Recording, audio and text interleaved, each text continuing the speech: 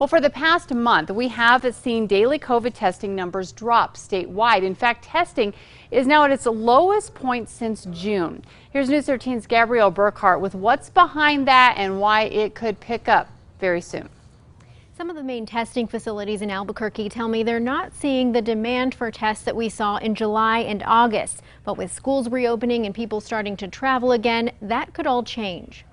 A drop-off in testing, multifactorial. Human Services Secretary Dr. David Scrace recently addressed the drop in statewide daily test numbers. To be honest, less of a public demand for testing. Access is still there. Today is the first day since June we noticed the 7-day rolling average for daily COVID tests fell below the state's goal of 5,000 tests per day.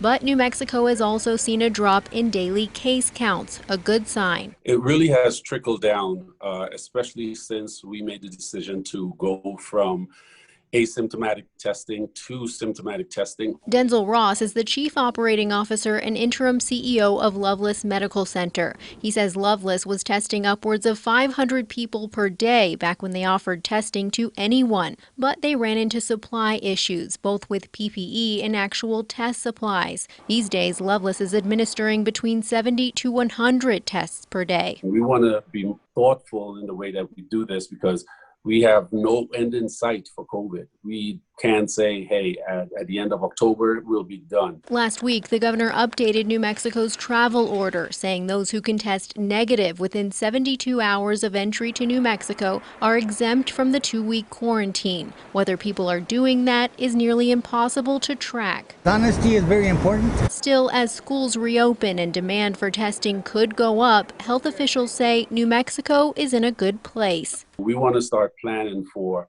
being in this for the long haul. It just gives you a feeling of hope. Maybe we could somehow get back to a new normal. Now, right now, Loveless Presbyterian and UNMH are still prioritizing symptomatic people for testing, but Loveless says it won't turn anyone away if they want to get tested. Back to you. Okay, thanks, Gabby. Now, we've posted a link of statewide testing sites at alwaysonkrqe.com.